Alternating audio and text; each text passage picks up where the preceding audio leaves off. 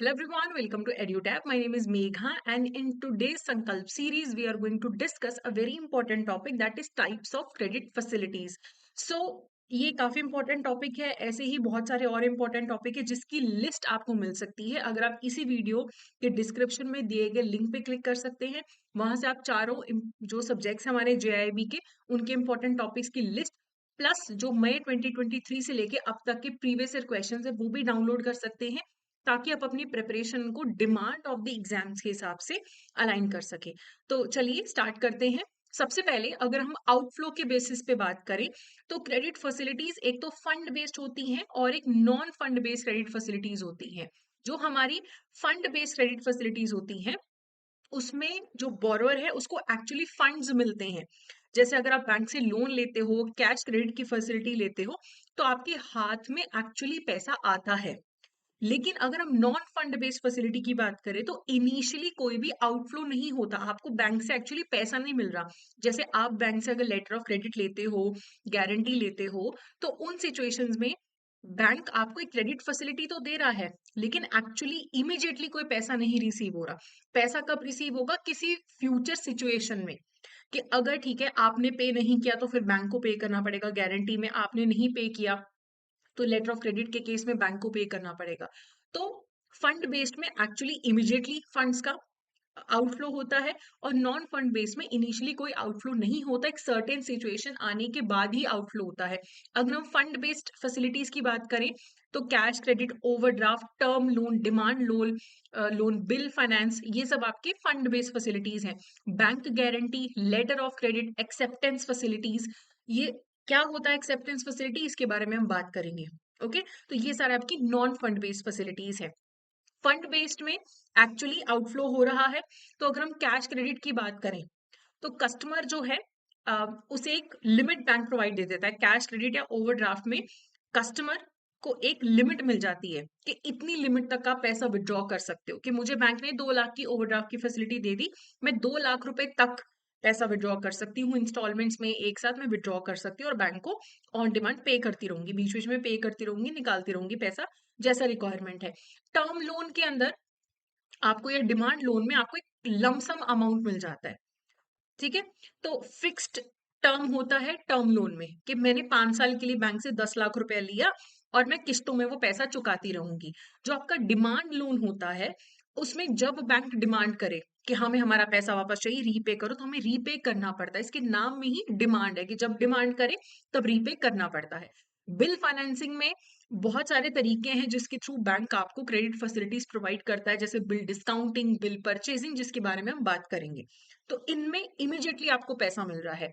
Non fund based में actually कोई outflow नहीं हो रहा। जैसे बैंक गारंटी में मान लीजिए कि मुझे एक सरकारी कॉन्ट्रैक्ट मिलना है, लेकिन उसमें सरकार बोल रही है या तो 50 लाख जमा करवा दो या बैंक से गारंटी दिलवा दो कि तुम ये कॉन्ट्रैक्ट पक्का पूरा करोगे, नहीं पूरा करोगे तो बैंक हमें पैसे देगा।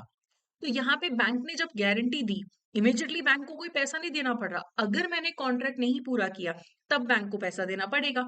सेम लेटर ऑफ क्रेडिट में ही सिमिलर सिचुएशन होता है। और एक्सेप्टेंस फैसिलिटी की तो अभी हम आगे डिटेल में बात करेंगे। अगर हम लोन पोर्टफोलियो, बैंक के जो लोन पोर्टफोलियो होता है उसकी बात करें, तो बैंक एक तो रिटेल लोन्स देता है और एक कमर्शियल लोन्स देता है। जो रिटेल लोन्स होते हैं, ठीक है, ये इंडिविजुअल कस्टमर्स के लिए होते हैं, छोटे अमाउंट के होते हैं, इनका असेसमेंट करना आसान होता है, मॉनिटरिंग की रिक्वायरमेंट कम होती है।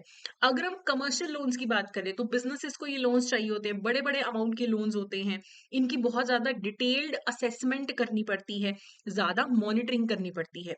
तो vehicle loan, home loan, education loan, credit cards, even छोटे बिजनेसेस को जो बहुत छोटे अमाउंट के लोन्स दिए जाते हैं उन्हें भी रिटेल लोन्स की कैटेगरी में रख दिया जाता है। कमर्शियल लोन्स में आप टर्म लोन भी ले सकते हो कि आपको अपने बिजनेस के लिए टर्म लोन चाहिए, आपका एक रीपेमेंट का फिक्स शेड्यूल होगा। वर्किंग कैपिटल लोन आपका रोज का जो बिजनेस का रिक्वायरमेंट है, डे टू डे ऑपरेशंस का खर्चा है, उसके लिए बैंक से आप वर्किंग कैपिटल लोन भी ले सकते हो। ठीक है, तो जो भी बैंक लोन्स देता है वो बैंक के लिए क्या है? करंट एसेट है। उसके बाद अगर हम वर्किंग कैपिटल की बात करें, मैंने आपको बताया ना कि रोज के खर्चों के लिए भी बिजनेसेस को लोन का रिक्वायरमेंट होता है। तो रोज का खर्चा जो है एक बिजनेस का, वो वर्किंग कैपिटल है। डेली ऑपरेशंस को फाइनेंस करने के लिए जो एक बिजनेस को फंड्स का रिक्वायरमेंट है वो उनका वर्किंग कैपिटल है।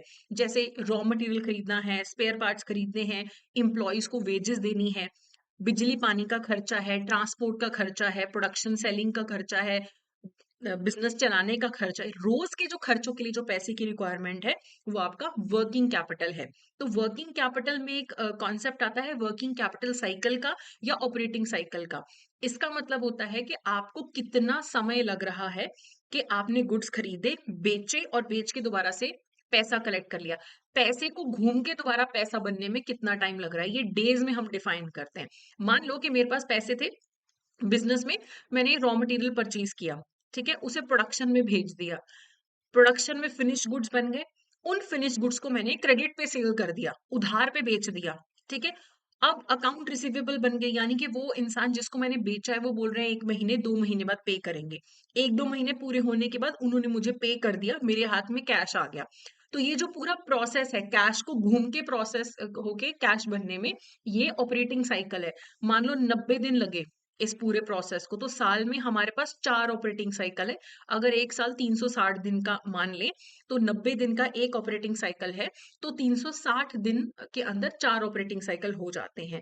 तो जब भी हमारी वर्किंग कैपिटल की रिक्वायरमेंट होती है, हम ऑपरेटिंग साइकिल के बेसिस पे अपनी वर्किंग कैपिटल रिक्वायरमेंट पूरा करते हैं। पूरे साल का वर्किंग कैपिटल नहीं इकट्ठा करते हैं, बैंक से भी जब हमें पैसा डिमांड करना है हम ऑपरेटिंग साइकिल के बेसिस पे करते हैं। और वर्किंग कैपिटल ऐसा नहीं है कि आपकी सबकी सेम वर्किंग कैपिटल रिक्वायरमेंट होती है। Industry to industry, season to season working capital का रिक्वायरमेंट आपका ऊपर नीचे जाता है, वेरी करता है, डायनामिक होता है, ठीक है। डेली की भी आपकी रिक्वायरमेंट चेंज हो सकती है, सीजन में भी रिक्वायरमेंट आपकी चेंज हो सकती है। तो वर्किंग कैपिटल एक डायनामिक कॉन्सेप्ट है जो चेंज होते रहते हैं आपकी वर्किंग कैपिटल की रिक्वायरमेंट। वर्किंग कैपिटल में आपके पास दो कॉन्सेप्ट्स आते हैं, एक आता है ग्रॉस वर्किंग कैपिटल, एक आता है नेट वर्किंग कैपिटल। ये जो टॉपिक है ना आपका एक्सट्रीमली इंपॉर्टेंट है, पिछले 2-3 बार से ये फेवरेट टॉपिक बना हुआ है, ये और नेगोशिएबल इंस्ट्रूमेंट्स बहुत क्वेश्चन आ रहे हैं, ठीक है। तो ग्रॉस वर्किंग कैपिटल का मतलब होता है कि आपका टोटल वर्किंग कैपिटल का रिक्वायरमेंट कितना है बिजनेस को चलाने के लिए, आपका टोटल पैसे का रिक्वायरमेंट कितना है बिजनेस को चलाने के लिए। तो इसमें कैसे आता है ये पैसा, जो बोरवर्स मार्जिन, यानी कि जो बिजनेसमैन जिसने बिजनेस स्टार्ट किया वो खुद पैसे डालेगा, ठीक है। और उधार पे सामान खरीद लिया तो वो भी एक तरीके से वर्किंग कैपिटल हो गया ना, कि अभी नहीं देना पड़ा, उधार पे आपने जो सामान खरीदा हुआ है, आपने लाइबिलिटीज हैं, बैंक से फाइनेंस करवा लिया, तो आपने किसी ना किसी तरीके से पैसा जुगाड़ कर लिया, सामान जुगाड़ कर लिया। नेट वर्किंग कैपिटल का मतलब होता है current assets minus current liabilities, वो जो आपका स्पेस है वो आपका नेट वर्किंग कैपिटल है। अब अगर आपकी करंट एसेट ज्यादा है, करंट लाइबिलिटीज कम है, तो ये आपका पॉजिटिव नेट वर्किंग कैपिटल है। अगर करंट लाइबिलिटी ज्यादा है और करंट एसेट कम है, तो वो आपका नेगेटिव वर्किंग कैपिटल हो जाता है। अब आपको शुरू शुरू में इनिशियली की अगर हम बात करें, तो करंट एसेट्स के लिए भी आपको पैसा कहाँ से मिलेगा, आपको ओनर के फंड से पैसा मिलेगा, शेयर कैपिटल वगैरह से, उस साल का कोई प्रॉफिट है उसमें से पैसा निकाल के आपने वर्किंग कैपिटल में लगा लिया, टर्म लोन डिबेंचर, मतलब लॉन्ग टर्म रिसोर्सेज से आपके पास पैसा आता है इनिशियली, ठीक है। फिर धीरे धीरे धीरे धीरे आपका जब बिजनेस इस्टेब्लिश होता है, आपके खुद के करंट एसेट्स, खुद से आपके पास पैसा रहता है, आपको लॉन्ग टर्म से लेने की जरूरत नहीं पड़ती, सेल्स करें वहां से पैसा आया, है ना, और वही आपने बिजनेस में लगा दिया, वही आपका वर्किंग कैपिटल हो गया। तो आपको लॉन्ग टर्म की जरूरत इनिशियली तो पड़ती है, बीच बीच में भी पड़ सकती है, लेकिन आप एक पॉइंट पे जाके काफी हद तक सेल्फ सस्टेन कर लेते हो कि आपके पास करंट एसेट्स का पैसा है, उसी से आपने करंट लाइबिलिटीज अपनी चुका दी। करंट एसेट्स या करंट लाइबिलिटीज होती हैं जो एक साल से कम समय के लिए होती है, ओके।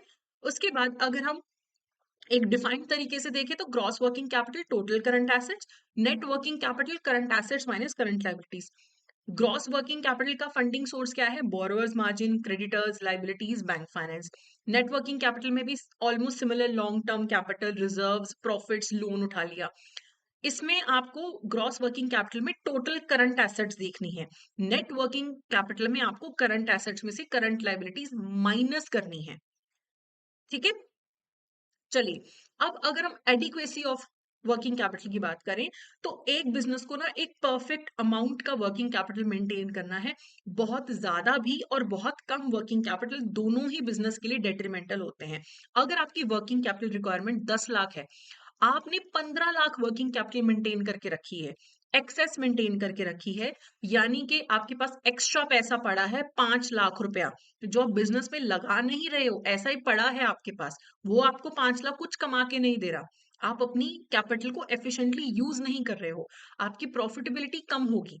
मान लो आपने 10 लाख रुपए बैंक से फाइनेंस उठा लिया, ठीक है, 10 लाख ही आपकी रिक्वायरमेंट थी, आप 10 लाख ही बैंक को चुकाओगे। अब आपकी रिक्वायरमेंट है 10 लाख की, आपने 15 लाख बैंक से उठा लिए, 5 लाख फालतू का पैसा है जिसपे आपको जबरदस्ती का इंटरेस्ट पे करना पड़ रहा है, आप अपनी प्रॉफिटेबिलिटी कम कर रहे हो। ओके, अगर हम बात करें इनएडुकेट वर्किंग कैपिटल की, कि रिक्वायरमेंट 10 की है, आप 8 लाख से चला रहे हो, तो इसमें आपके ऑपरेशंस रुक सकते हैं, इंटरप्शंस हो सकती हैं, डिफॉल्ट हो सकता है, लॉसेस इंसॉल्वेंसी हो सकता है कि आप प्रॉफिट ज्यादा कमा रहे हो, कि आपको 10 लाख की जगह सिर्फ 8 लाख पे इंटरेस्ट पे करना पड़ रहा है, किसी तरीके से आप मैनेज कर रहे हो, लेकिन आप रिस्क पे हो कि किसी भी टाइम पैसे की कमी हो सकती है। ठीक है, तो ज्यादा वर्किंग कैपिटल अगर आप मेंटेन करके रहे तो रिस्क नहीं है डिफॉल्ट का, लेकिन प्रॉफिटेबिलिटी कम हो जाती है आपकी, जबरदस्ती एक्स्ट्रा इंटरेस्ट पे कर रहे हो, जबरदस्ती का पैसा लेके बैठे हो। लो वर्किंग कैपिटल में रिस्क ज्यादा है, लेकिन प्रॉफिटेबिलिटी का पोटेंशियल भी ज्यादा है, कि 10 लाख की जगह 8 लाख पे इंटरेस्ट पे करके बैंक को आप पैसा वापस कर रहे हो। ठीक है, तो हम ये अज्यूम करते हैं ज्यादा रिस्क ज्यादा प्रॉफिटेबिलिटी। ठीक है, एंड करंट एसेट्स जो होती हैं वो फिक्स्ड एसेट से कम प्रॉफिटेबल होती हैं। आज मैंने अपने बिजनेस के लिए मशीन खरीदी, वो 15-20 साल चलेगी, मुझे फायदा पहुंचाएगी, 1 करोड़ की मशीन मुझे 10 करोड़ कमा के देगी। करंट एसेट्स तो आज खरीदी कल बिजनेस से बाहर, उनका प्रॉफिट मार्जिन भी कम ही रहता है। ठीक है, प्लस अगर हम लॉन्ग टर्म फंड्स की बात करें और शॉर्ट टर्म फंड्स की बात करें, लॉन्ग टर्म फंड्स हमें महंगे पड़ते हैं, शॉर्ट टर्म फंड्स सस्ते होते हैं। देखो, अगर मैं बैंक से लोन लेने जाती हूँ 6 महीने के लिए, बैंक को पता है मेरे बिजनेस के क्या हालात है, बढ़िया चल रहा है, अगले 6 महीने में क्या ही बिगड़ जाएगा। लेकिन जब वो मुझे 10 साल के लिए लोन दे रहे हैं, बैंक का रिस्क ज्यादा है, कि आज तो बिजनेस अच्छा चल रहा है, क्या गारंटी 5-6 साल बाद भी इतना ही अच्छा चल रहा होगा, बैंक रिस्क ज्यादा ले रहा है, तो प्रीमियम भी हमसे ज्यादा चार्ज करेगा। तो लॉन्ग टर्म फंड्स महंगे हैं और शॉर्ट टर्म फंड्स सस्ते हैं। ओके, फिर एक कॉन्सेप्ट आता है टोटल एसेट्स में करंट एसेट्स का रेशो, कि अगर आपकी टोटल एसेट्स 100 रुपए की हैं और उसमें करंट एसेट्स 20 रुपए की हैं, 30 रुपए की हैं, 40 रुपए की हैं, ये अलग अलग अगर है लेवल्स, तो उससे क्या फर्क पड़ता है। अगर आपकी करंट एसेट ज्यादा है, आपकी प्रॉफिटेबिलिटी कम है, क्योंकि हमने अभी देखा कि करंट एसेट्स आपको कम पैसा कमा के देती है, लेकिन आपका इंसॉल्वेंसी का रिस्क नहीं रहता, आपके पास लिक्विड पड़ा है, करंट एसेट्स पड़ी हैं, बेचो, किसी को पैसा चुकाना है चुका दो।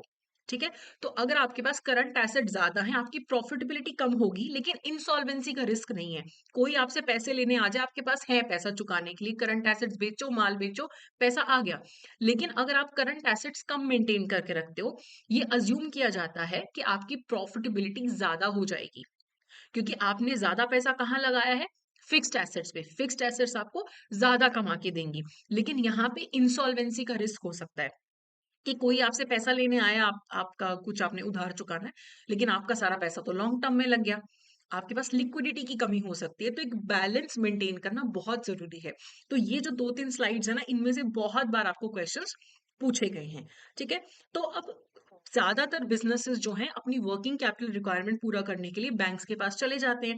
बैंक्स आपको फंड बेस्ड फैसिलिटीज भी दे रहे हैं, बैंक आपको नॉन फंड बेस्ड फैसिलिटी भी दे रहे हैं, तो आप अपना जो बिजनेस ऑपरेशंस है बहुत स्मूथली रन कर पाते हैं। जो आपका वर्किंग कैपिटल का गैप होता है, वो आपका बैंक फुलफिल करता है, तो आपको कमी आ रही है ना, वो बैंक फुलफिल कर सकता है।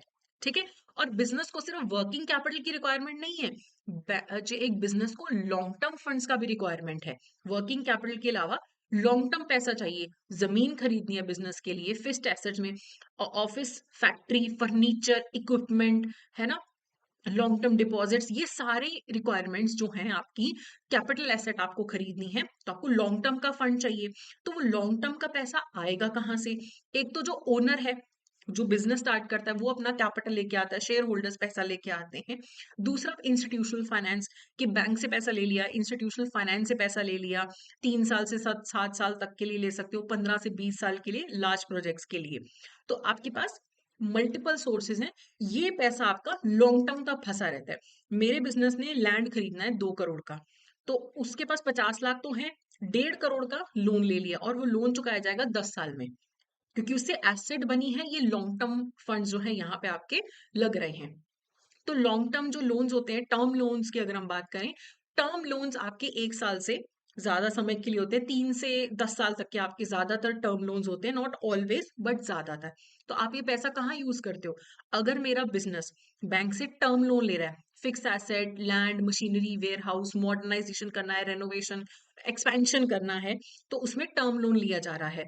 और ये जो टर्म लोन होगा किस्तों में चुकाया जाएगा। बिजनेस प्रॉफिट कमाएगा, उस प्रॉफिट में से किस्तें वापस करी जाएंगी। ठीक है। और ये शेड्यूल डिपेंड करेगा कि हम सरप्लस कब जनरेट करना शुरू करेंगे।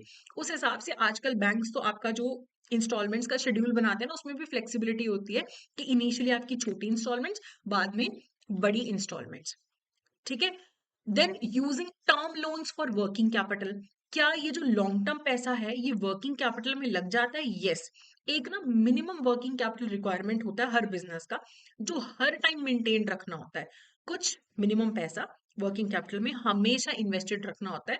तो काफी बारी टर्म लोन का कुछ हिस्सा वर्किंग कैपिटल में भी जाता है। ठीक है।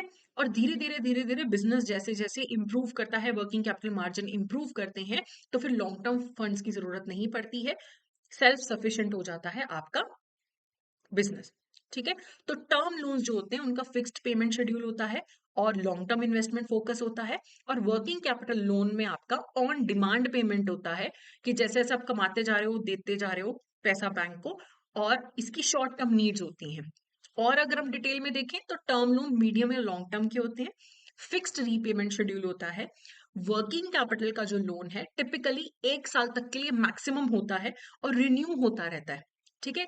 रनिंग अकाउंट्स होते हैं, कि जैसे ओवरड्राफ्ट है वर्किंग कैपिटल के लिए, मेरे बिजनेस ने बैंक से 5 लाख का वर्किंग कैपिटल लोन ले लिया, ओवरड्राफ्ट ले लिया, तो हर टाइम 5 लाख तो विड्रॉ करूंगी नहीं, 50,000 विड्रॉ करिए, 1 लाख विड्रॉ करे, आ गए तो फिर 50,000 चुका दिए। वो रनिंग चलता रहता है। वो वैसे नेचर में शॉर्ट टर्म है, लेकिन एक तरीके से परमानेंटली वो फैसिलिटी चलती रहती है।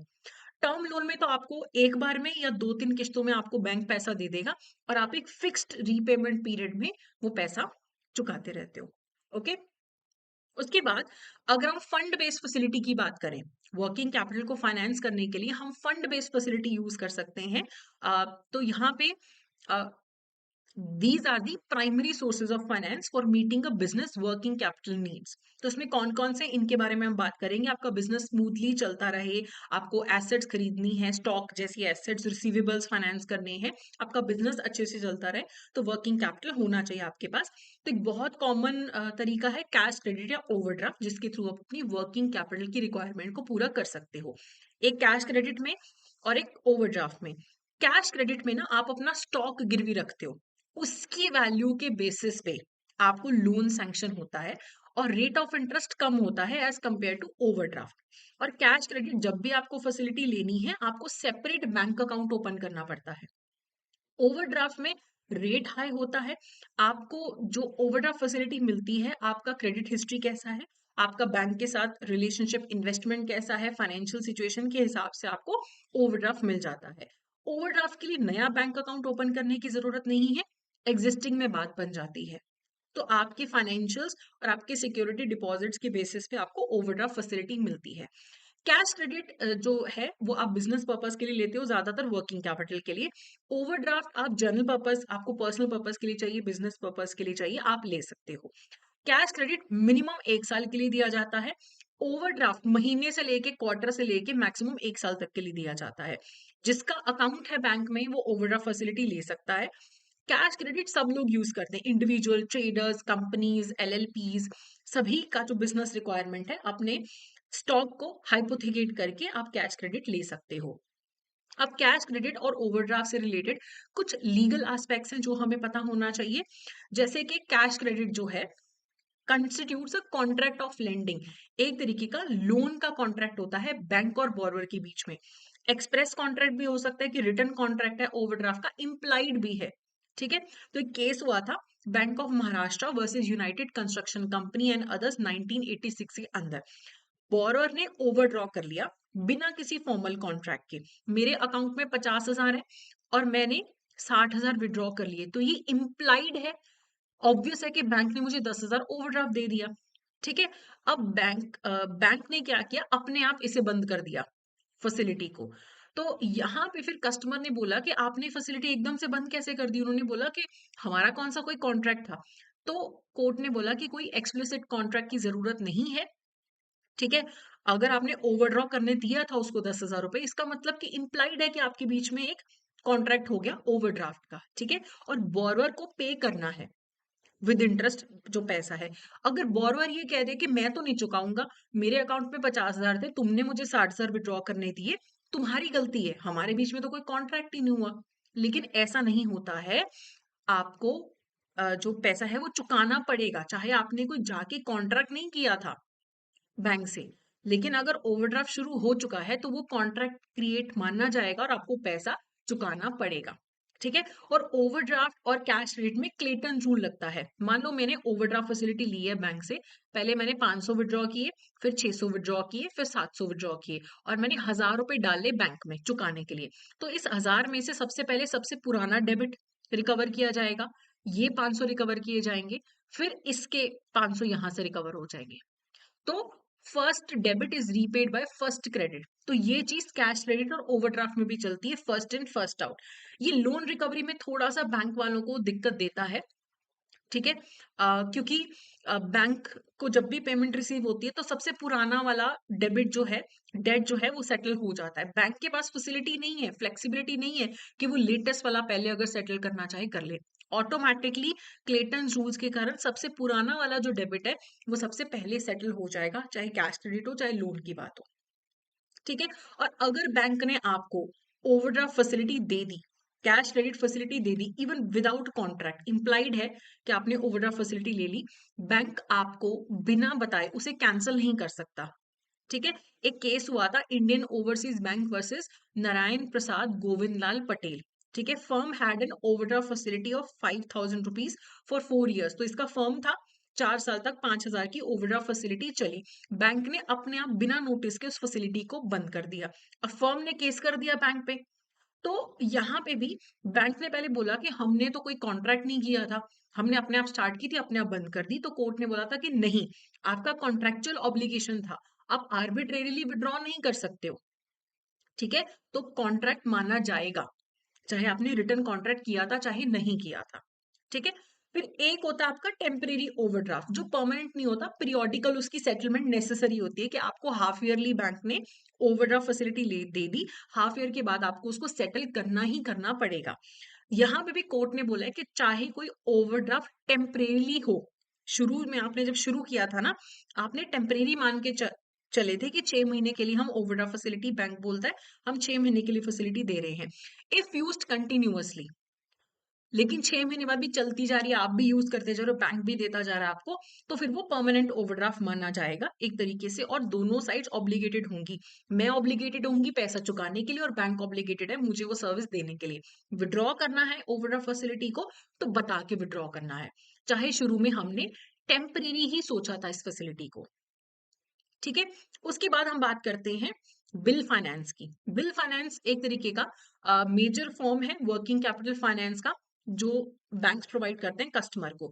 देखो, अब मान लो मैंने लोगों को सेल्स करा, क्रेडिट सेल्स कर दिया, पांच एक जगह मैंने यहाँ पे 5 लाख का सेल्स किया। ठीक है, 4 लाख का सेल्स किया, 3 लाख का सेल्स किया, इन्होंने बोला, ये बोलता है 2 महीने बाद चुकाऊंगा, ये बोलता है 3 महीने बाद चुकाऊंगा, ये भी बोलता है 3 महीने बाद चुकाऊंगा। तो अब ये लोग तो मुझे बाद में चुकाएंगे, मुझे इमीडिएटली पैसे की जरूरत है। तो इनको जो मैंने क्रेडिट पे सामान बेचा, बिल ऑफ एक्सचेंज जनरेट हुआ होगा, बिल बना होगा, उसे मैं बैंक के पास जाके कैसे यूज कर सकती हूँ फाइनेंस करने के लिए, वो बिल फाइनेंस के अंदर आता है।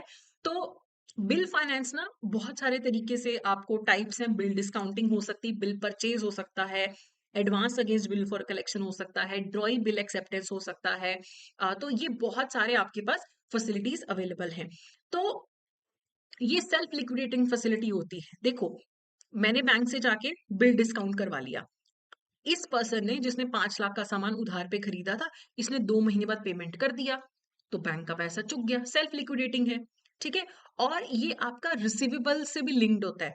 मान लो कि एक पर्सन है, उसके पास 6 लाख का उसको वर्किंग कैपिटल रिक्वायरमेंट है, वो अपना स्टॉक गिरवी रख के भी बैंक से पैसे ले सकता है, उसको कैश क्रेडिट मिल जाएगा, या फिर जो क्रेडिट पे सामान बेचा है उसको गिरवी रख के भी वो बैंक से लोन ले सकता है, बिल डिस्काउंट करवा सकता है, बहुत सारी चीजें कर सकता है।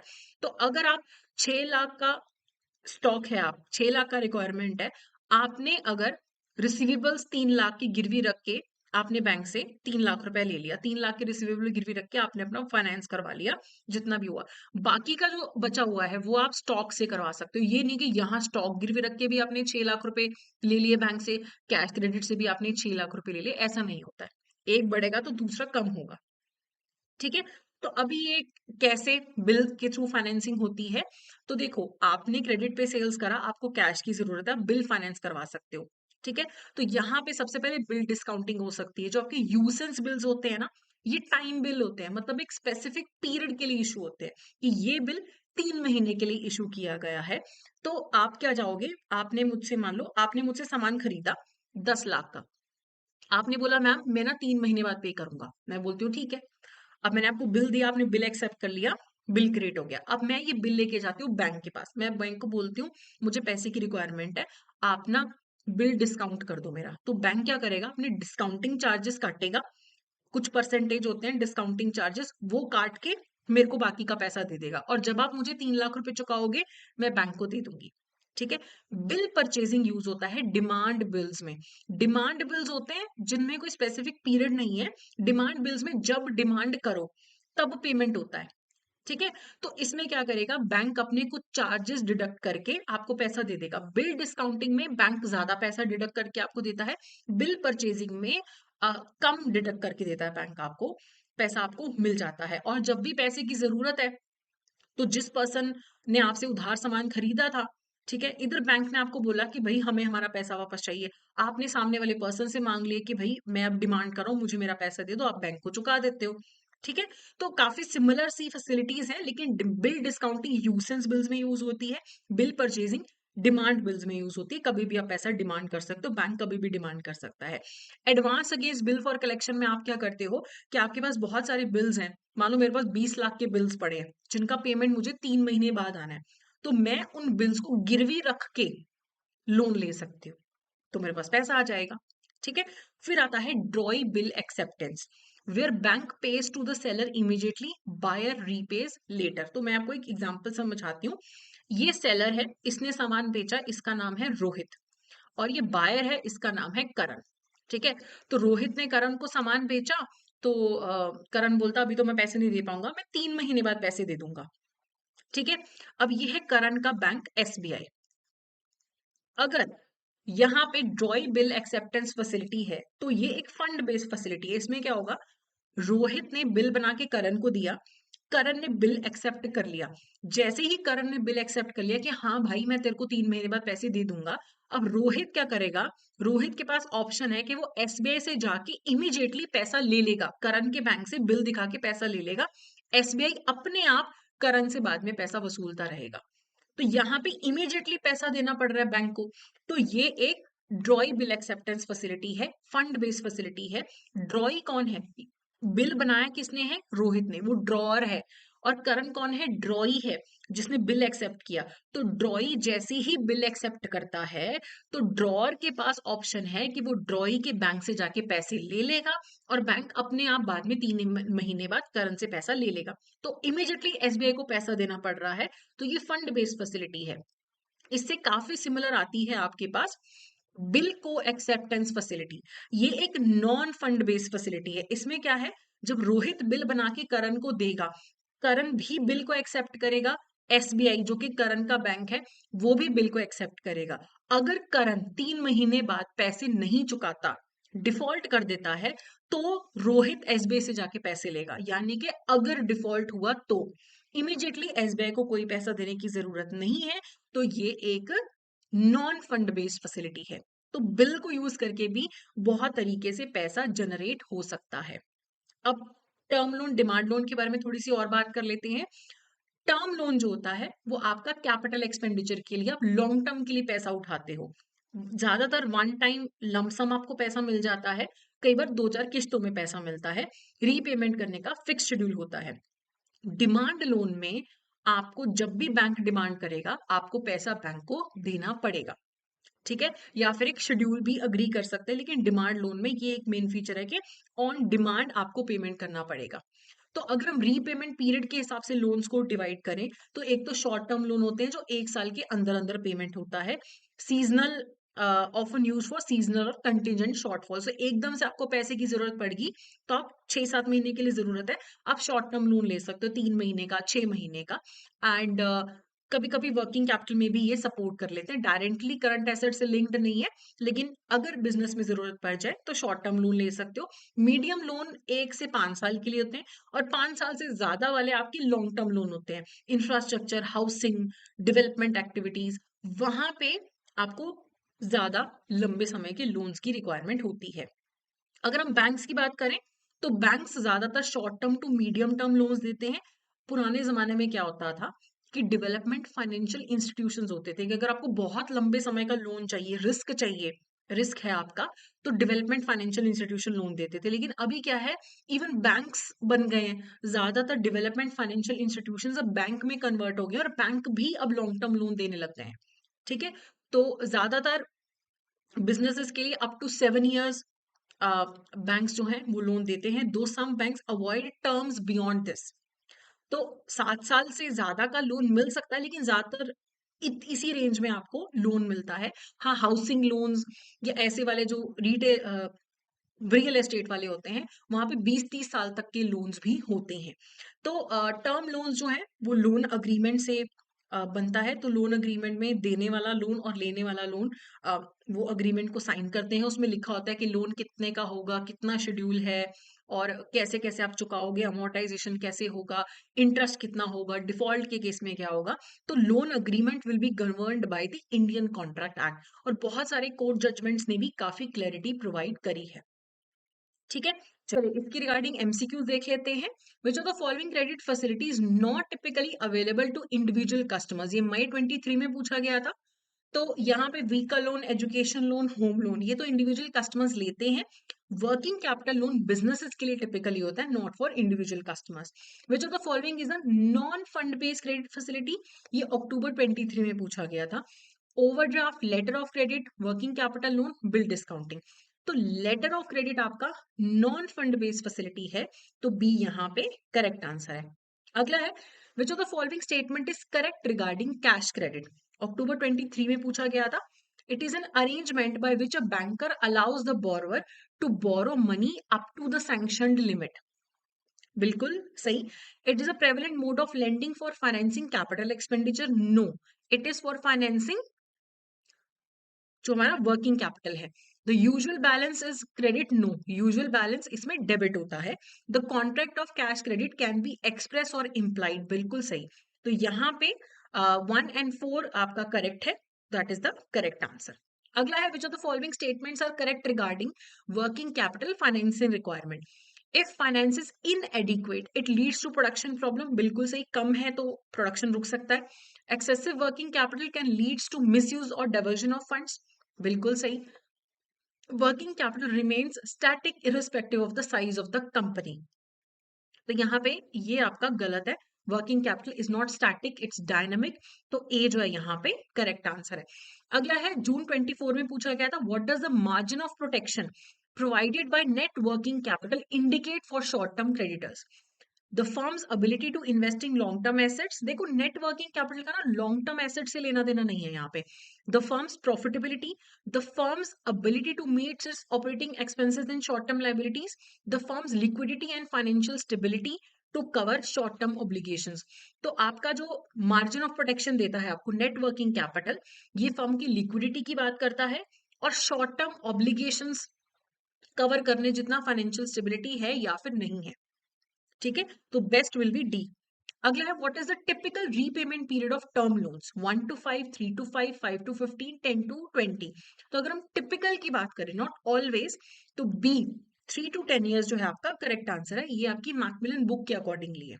ओके, अगला है working capital is the sum total of dash held by a business entity, inventory, receivables, other current assets, intangible assets, loans. तो लोन्स तो लॉन्ग टर्म के भी हो सकते हैं। वर्किंग कैपिटल में आपका inventory, receivable, other current assets आएगा। तो बी 1, 2 and 3 जो है करेक्ट आंसर है। अगला है in bill finance discounting is associated with. तो बिल डिस्काउंटिंग आपका फंड बेस्ड फैसिलिटी है, तो ए यहाँ पे करेक्ट आंसर है। अगला है the principle of adequacy of working capital is based on which of the following assumptions, मई 25 में पूछा गया था। Excess financing is encourage to increase liquidity. Excess financing कभी भी एनकरेज नहीं की जाती है। वर्किंग कैपिटल स्टैटिक होती है, गलत। Working capital requirements very and should be funded because of based on actual business needs. तो सी यहाँ पे करेक्ट है, क्योंकि जितना आपका बिजनेस का रिक्वायरमेंट है उसके हिसाब से आपको वर्किंग कैपिटल मेंटेन करना है, जो चेंज होता रहता है। फिक्स्ड वर्किंग कैपिटल लिमिट्स नहीं होता है। सो यहाँ पे आपके क्वेश्चंस खत्म होते हैं। तो अगर आप जेआईबी एग्जामिनेशन के लिए सीरियसली प्रिपेयर कर रहे हैं और आप एक वन स्टॉप सोल्यूशन चाहते हैं, तो इसी वीडियो की डिस्क्रिप्शन में आपको हमारी वेबसाइट का लिंक मिलेगा। कोर्सेज में आप जेआईबी कोर्सेज पे जा सकते हैं, जहां पे आपको मास्टर कोर्स नजर आएगा, जहां पे आपको डिटेल्ड रिकॉर्डिंग्स मिलेंगी सारे सब्जेक्ट्स की, प्लस एग्जाम से जस्ट पहले लाइव क्लासेस मिलेंगी, notes, test series, chapter wise MCQs आपको मिलेंगे। 8 मंथ और 12 मंथ वैलिडिटी के लिए ये कोर्स अवेलेबल है। अगर आप किसी सिंगल सब्जेक्ट का मास्टर कोर्स लेना चाहते हैं, तो वो भी अवेलेबल है फॉर ऑल द 4 सब्जेक्ट्स। और अगर आप एक और भी क्विक सोल्यूशन चाहते हैं जहां पे आपके मेन इंपॉर्टेंट सारे टॉपिक्स कवर हो जाएं चारों सब्जेक्ट्स के, तो आप हमारे लाइव क्रैश कोर्स में एनरोल कर सकती हैं। एंड यहाँ पे आपको सारे सब्जेक्ट्स की टोटल मिला के 60 क्लासेस अटेंड करनी है। हर सब्जेक्ट की 15 क्लासेस होंगी। आपके मेजर टॉपिक्स कवर कर दिए जाएंगे। अगर आप लाइव क्लास मिस कर दो तो आप रिकॉर्डिंग देख सकते हैं। Notes, test series, chapter wise MCQs, previous year questions, mentor talk, सब कुछ आपको यहाँ पे अवेलेबल है। अभी जेआईबी 80 कोड भी एप्लीकेबल है, जिससे आपको 80% ऑफ मिलेगा। तो आप अपनी रिक्वायरमेंट के हिसाब से इन कोर्सेज में एनरोल कर सकते हैं। तो आई होप ये जो सेशन है आपके लिए बेनिफिशियल रहा होगा। So that's it for today. Thank you so much.